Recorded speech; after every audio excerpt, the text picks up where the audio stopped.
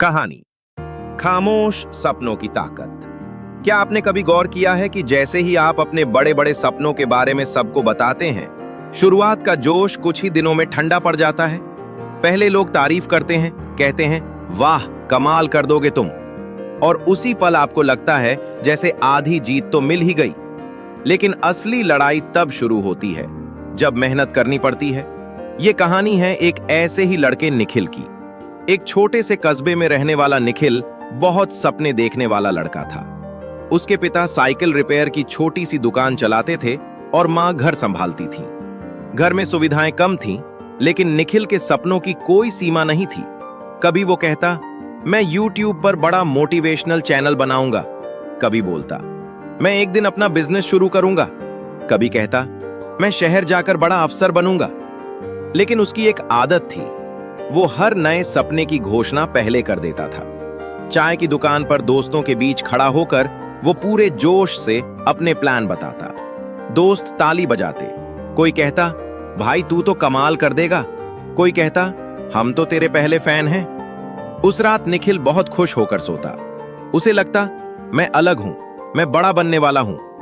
लेकिन अगली सुबह जब उसे जल्दी उठकर पढ़ाई करनी होती, या वीडियो बनाने के लिए स्क्रिप्ट लिखनी होती, या बिजनेस प्लान पर काम करना होता, तो उसका मन नहीं करता।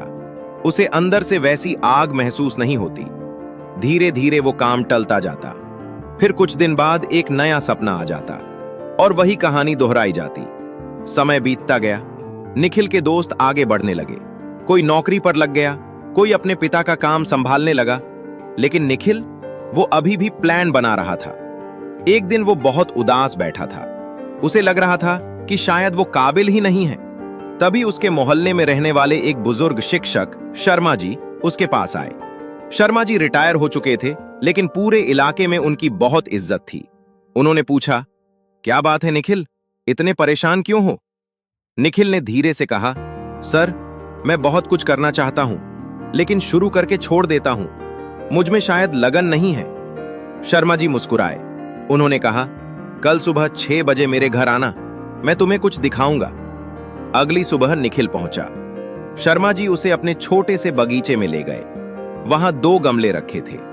पहले गमले में एक छोटा सा पौधा था, हरा भरा और मजबूत। दूसरे गमले में सिर्फ सूखी मिट्टी थी। शर्मा जी बोले इन दोनों गमलों में मैंने एक ही दिन बीज डाला था। निखिल हैरान हुआ, तो एक में पौधा कैसे है और दूसरे में कुछ भी नहीं? शर्मा जी बोले पहले गमले का बीज मैंने मिट्टी में दबाकर चुपचाप पानी दिया, किसी को नहीं बताया। दूसरे गमले का बीज मैंने सबको दिखाया, बच्चों को बुलाकर कहा देखो ये बड़ा पेड़ बनेगा।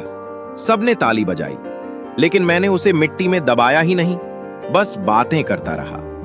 निखिल चुप हो गया। शर्मा जी बोले बेटा, सपने भी बीज जैसे होते हैं। उन्हें पहले मिट्टी चाहिए, यानी मेहनत। उन्हें अंधेरा चाहिए, यानी चुप्पी। उन्हें समय चाहिए, यानी धैर्य। अगर तुम सिर्फ घोषणा करते रहोगे तो तुम्हें तारीफ मिल जाएगी, तुम्हारा दिमाग समझ लेगा कि काम हो गया, और फिर असली मेहनत करने की भूख कम हो जाएगी। निखिल को लगा जैसे किसी ने उसके मन की बात पकड़ ली हो। उस दिन के बाद उसने एक फैसला लिया। इस बार उसने कोई बड़ा सपना नहीं चुना, बस एक छोटा लक्ष्य तय किया। हर दिन सुबह 5 बजे उठकर 2 घंटे पढ़ाई करेगा। उसने किसी को नहीं बताया। पहले दिन मुश्किल लगा, दूसरे दिन भी, तीसरे दिन तो अलार्म बंद करके सो जाने का मन किया।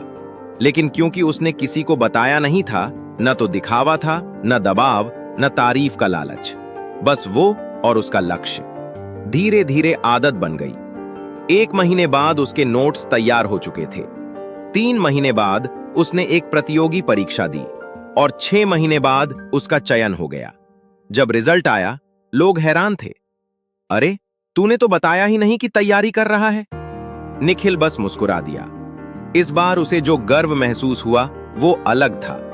ये गर्व तालियों से नहीं आया था, ये मेहनत की आग से पैदा हुआ था। सालों बाद वही निखिल एक सफल अधिकारी बना। अब लोग उससे सफलता का राज पूछते। वो सिर्फ एक बात कहता, अपने सपनों को शुरुआत में सुरक्षित रखो, उन्हें शब्दों में खर्च मत करो, उन्हें काम की मिट्टी में बो दो। जब वे पेड़ बन जाएंगे, दुनिया खुद देख लेगी। अब आप खुद से पूछिए, क्या आपने भी कभी अपने प्लान इतने जल्दी बता दिए कि असली मेहनत करने की भूख कम हो गई? याद रखिए, घोषणा से संतोष मिलता है, लेकिन मेहनत से उपलब्ध